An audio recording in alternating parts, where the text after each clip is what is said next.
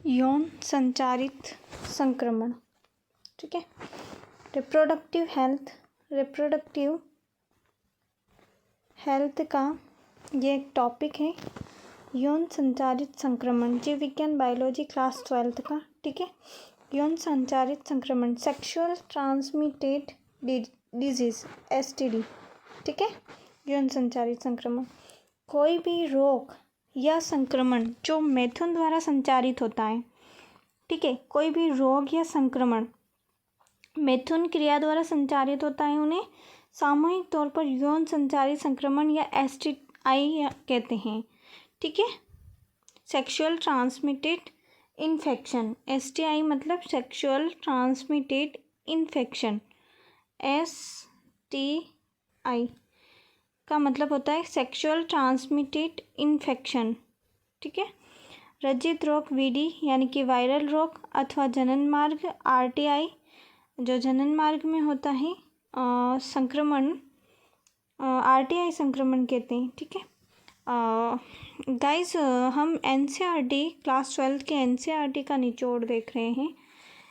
NCERT में किस तरह से हमें बताया गया है STD को, हम उसके बारे में स्टडी कर रहे हैं। So please listen to me carefully. इसके अलावा इसमें जो जनन मार्ग के जो रोग हैं वो कौन कौन से हैं? सुजाक यानी कि गोनोरिया, सिफिलिस, हीज, जेनेटिक सर्पीस, जेनाइटल हर्सिजा एंड क्लेमिडिया, ट्राइकोमोनास, लैंगिक मस्से। अधिकतर आपने सुना होगा, बहुत सारे महिलाएं और पुरुष शिकायत करती है कि उन्हें मस्से हो गए, लैंगिक मस्से। यकृत शोथ B और हाल ही में सर्वाधिक चर्चित एवं घातक HIV, एड्स है ना। HIV और एड्स के बारे में तो सुना ही है। आदि सामान्य यौन संचारित रोग है। इन सब के साथ HIV संक्रमण सर्वाधिक खतरनाक होता है। HIV जो संक्रमण होता है ना, वो सबसे ज़्यादा खतरनाक होता है, ठीक है।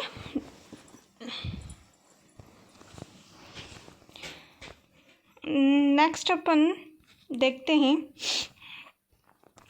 इनमें से कुछ संक्रमण, जैसे कि संक्रमित व्यक्ति के साझे प्रयोग से। कुछ संक्रमण ऐसे होते हैं जो कि संक्रमित व्यक्ति के साझे प्रयोग वाली सुइयां, टीकों, शैली क्रिया के औजारों तथा संदूषित रक्त आदान यानी कि ब्लड ट्रांसफ्यूजन, यानी कि जब ब्लड अपन इधर से उधर ट्रांसफ़र करते हैं और वो भी संक्रमित होता है तो उस वजह से भी ये रोग हो सकते हैं, जिसमें से सबसे ज़्यादा घातक कौन सा है? AIDS, HIV, human deficiency virus होता है, ठीक है। फिर संक्रमित माता से उसके गर्भस्थ शिशु में भी संचारित हो सकता है, यानी कि जो महिला प्रेग्नेंट होती हैं उसके अंदर जो बच्चा पल रहा होता है उसमें भी ये रोग संचारित हो सकते हैं। यकृत शोथ B, जेनेटिक हर्पीस एवं HIV संक्रमण को छोड़कर यकृत शोथ B, genetic herpes and HIV संक्रमण को छोड़कर बाकी सभी यौन रोग पूरी तरह से उपचार योग्य है। मतलब एक तो है यकृत शोथ B, ठीक है। एक तो है आपके जस्ट वेट फॉर 1 मिनट। एक तो है यकृत शोथ B, genetic herpes and HIV। ये जो संक्रमण है इन तीनों को छोड़कर बाकी सभी जो हैं वो उपचार के योग्य हैं। बाकी सबका उपचार हो सकता है लेकिन इन तीनों का उपचार नहीं हो सकता, बशर्ते कि इन्हें शुरुआती अवस्था में पहचाना गया हो, ठीक है। शुरुआती अवस्था में पहचाना है, उचित ढंग से पूरा इलाज करवाया जाए। इन सभी रोगों के शुरुआती लक्षण बहुत ही हल्के फुल्के होते हैं, जो कि जननी क्षेत्र यानी गुप्तांग में खुजली, तरल का स्राव आना, हल्का दर्द तथा सूजन आदि हो सकते हैं। संक्रमित स्त्रियां अलक्षणी भी हो सकती हैं, यानी कि बहुत सी बार क्या होता है कि अगर कोई स्त्रियां संक्रमित हुई है तो उसमें कोई भी कैरेक्टर्स दिखाई नहीं देते हो, कोई भी लक्षण दिखाई नहीं देते हो, ऐसे भी हो सकता है, ठीक है। नेक्स्ट, बंध्यता अथवा जनन मार्ग का कैंसर भी हो सकता है। बंध्यता यानी कि माता फिर शिशु को जन्म नहीं दे सकती, बंध्यता है। और जनन मार्ग का कैंसर भी हो सकता है, उसकी वेजाइना में कैंसर हो सकता है और उसके गर्भाशय का कैंसर हो सकता है, ठीक है। यौन संचारित संक्रमण स्वास्थ्य समाज के लिए खतरा होता है। यौन संचारित जो सेक्सुअल संक्रमण जो होता है वो स्वस्थ समाज के लिए खतरा होता है। ठीक है। इसलिए इसकी प्रारंभिक अवस्था में पहचान तथा रोग के उपचार को जनन स्वास्थ्य सेवा कार्यक्रम के अंतर्गत प्रमुखता दी गई है। ठीक है। यद्यपि सभी लोग इन संक्रमणों के प्रति अति संवेदनशील होते हैं, लेकिन 15 से 24 वर्ष की जो आयु वर्ग के लोग होते हैं, इनमें इनकी घटनाएं बहुत अधिक संख्या में दर्ज की गई हैं। यानी कि 15 से 24 वर्ग के जो लोग होते हैं उनमें ये सेक्सुअल ट्रांसमिटेड डिजीज़ अधिक देखी गई है। ठीक है। क्योंकि ये एक ऐसी आयु होती है जिसमें बहुत अधिक मात्रा में हार्मोन्स चेंजेस होते हैं और वह सेक्सुअल एक्टिविटी की तरफ बहुत ज़्यादा आकर्षित होते हैं। तो वह एक से अधिक लोगों के साथ जब संबंध बना देते हैं तो उसमें ये डिजीज़ हो सकती हैं तथा सूजन आदि हो सकते हैं संक्रमित हैं तो। ठीक है। वह आयु वर्ग जिसमें आप भी आते हैं, आप और हम भी आते हैं। 15 से 24 वर्ष की जो आयु वर्ग है उसमें सभी स्टूडेंट्स और हम भी आते हैं, लेकिन घबराइए मत, इससे बचाव के उपाय भी हैं। ठीक है। नेक्स्ट, तो आपके ही हाथों में है। इसके बचाव के जो उपाय हैं वो तो आपके ही हाथों में। आप इन संक्रमणों से पूरी तरह से मुक्त रह सकते हैं, बशर्ते कि आप भविष्य में नीचे दिए गए साधारण नियमों का पालन करें। किस साधारण नियम में पहला कौन सा है? किसी अनजान व्यक्ति या बहुत से व्यक्तियों के साथ यौन संबंध न रखें। यानी कि किसी अनजान व्यक्ति से आप अट्रैक्ट ना हो, उसके साथ यौन संबंध न हो, और बहुत एक से अधिक व्यक्तियों के साथ आपके यौन संबंध नहीं होने चाहिए। मैथुन के समय सदैव कंडोम का इस्तेमाल करने की कोशिश करें। ठीक है।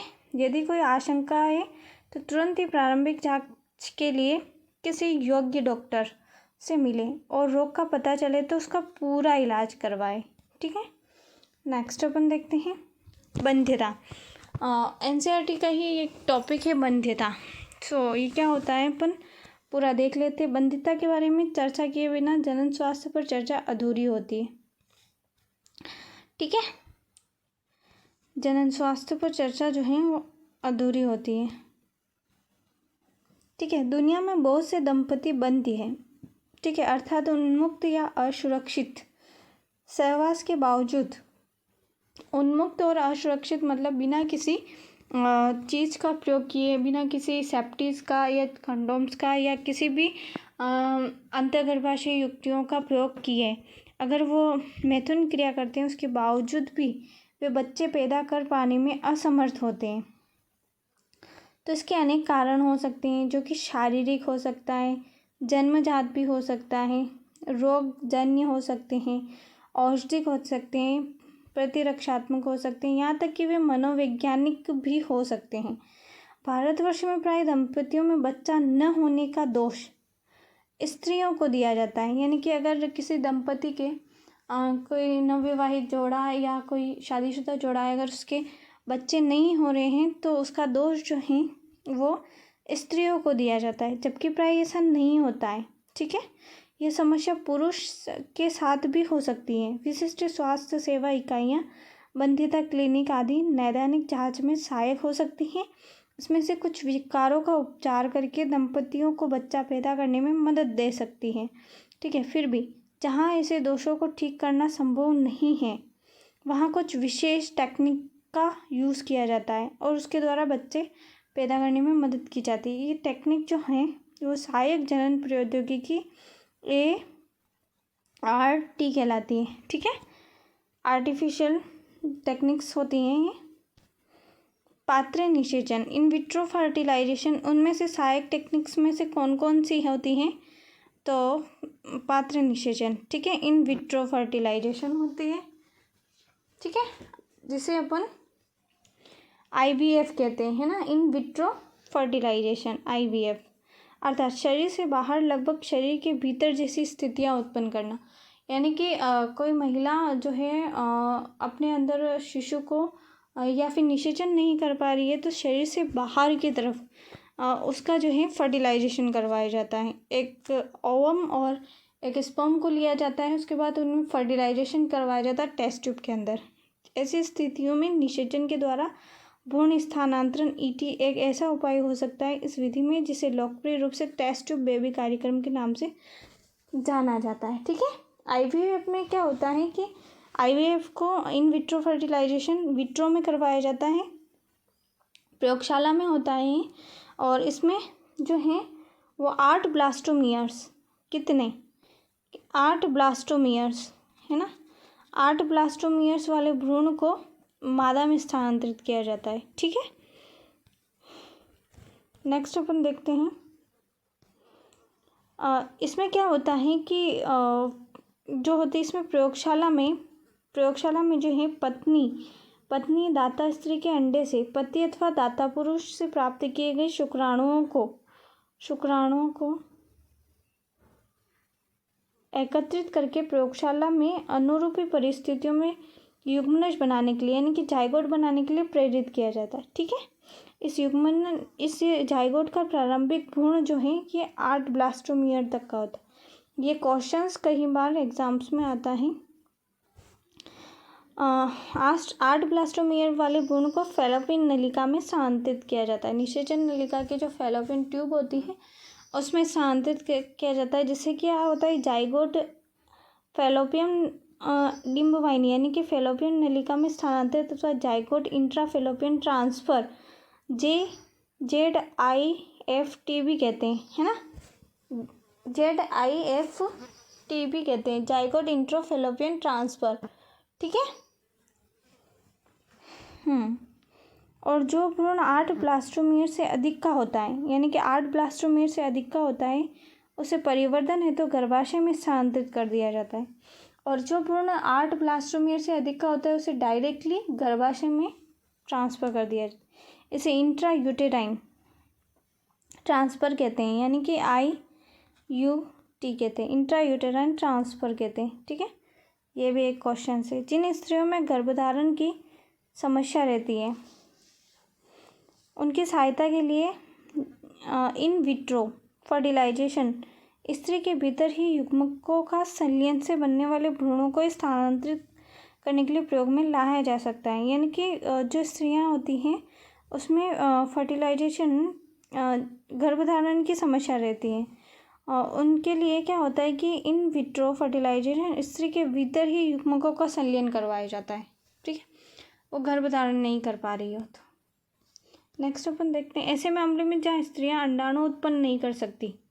ठीक है, बहुत सारी स्त्रियां होती हैं जो अंडाणु उत्पन्न नहीं कर सकती, लेकिन जो निषेचन और भ्रूण परिवर्धन के लिए उपयुक्त वातावरण अवेलेबल करवा सकती है, उसके लिए एक अन्य तरीका अपनाया जा सकता है। इसमें दाता अंडाणु लेकर उन स्त्रियों की फैलोपियन नलिका में स्थानांतरित कर दिया जाता है। ठीक है, जिसे GIFT कर दिया जाता है। ठीक है, प्रयोगशाला में भ्रूण बनाने के लिए अंतःकोशिकीय शुक्राणु निक्षेपण ICSI दूसरी विशिष्ट प्रक्रिया है, जिसमें शुक्राणु को सीधे ही अंडाणु में अंतःक्षेपित कर दिया जाता है। बंध्यता के ऐसे मामले में जिसमें पुरुष छाती स्त्री को वीर्य सेचित कर सकने योग्य नहीं है। अब क्या होता है कि अगर पुरुष जो होता है, पति जो होता है, स्त्री जिसमें वीर्य नहीं बन पा रहा है, स्पर्म अच्छे ढंग से नहीं बन पा रहे हैं, अथवा जिसके स्खलित वीर्य में शुक्राणु की संख्या कम है, बहुत ही कम है, ऐसे दोष का निवारण कृत्रिम वीर्य सेचन AI टेक्निक्स के द्वारा किया जा सकता है। इस तकनीक में पति या स्वस्थ दाता से शुक्र या वीर्य लेकर कृत्रिम रूप से या तो स्त्री की योनि में अथवा गर्भाशय में प्रविष्ट कर दिया जाता है। इसे अंतर्गर्भाशय IUI कहते हैं। ठीक है, डायरेक्टली गर्भाशय में स्थानांतरित कर दिया जाता है। इसे क्या कहते हैं, गर्भाशय वीर्य सेचन कहते हैं, वीर्य सेचन। ठीक है, नेक्स्ट है, यद्यपि बहुत सारे विकल्प अवेलेबल हैं, किंतु इन सभी टेक्निक्स में विशेषीकृत व्यावसायिक विशेषज्ञों द्वारा क्रियाओं हेतु अति उच्च परिशुद्धता एवं पूर्ण संचालन की आवश्यकता होती है। यानी कि बहुत ज़्यादा ध्यान रखने की आवश्यकता होती है और हैंडलिंग की बहुत ज़्यादा ज़रूरत होती है, और ये बहुत महंगी प्रक्रिया होती हैं। ठीक है, इसलिए पूरे देश में फ़िलहाल ये सुविधाएं केवल कुछ शहरों में ही अवेलेबल है ना। स्पष्ट है कि इनके लाभ केवल कुछ सीमित लोगों को ही वहन में मिले हुए हैं। इन उपायों को अपनाने में भावनात्मक धार्मिक एवं सामाजिक घटक भी काफ़ी निर्धारक होते हैं। इन सभी प्रक्रियाओं का अंतिम लक्ष्य संतान की प्राप्ति है। ठीक है। और भारतवर्ष में अनेक अनाथ और दिनहीन बच्चे जिनकी यदि देखभाल नहीं की जाए तो वे जीवित नहीं रहेंगे। हमारा देश का कानून शिशु को कानूनन गोद लेने की इजाज़त भी देता है। यानी कि जो दंपति इतनी महंगी प्रोसीजर को फॉलो नहीं कर सकते हैं वो जो अनाथ बच्चे हैं उनको गोद भी ले सकते हैं। और जो दंपति बच्चे रखने के इच्छुक होते हैं उसके लिए संतान प्राप्ति का ये एक सर्वोत्तम उपाय। So thank you so much. हमारा ये वीडियो पसंद आया हो तो हमारे YouTube channel study with Archu को सब्सक्राइब कीजिए। धन्यवाद।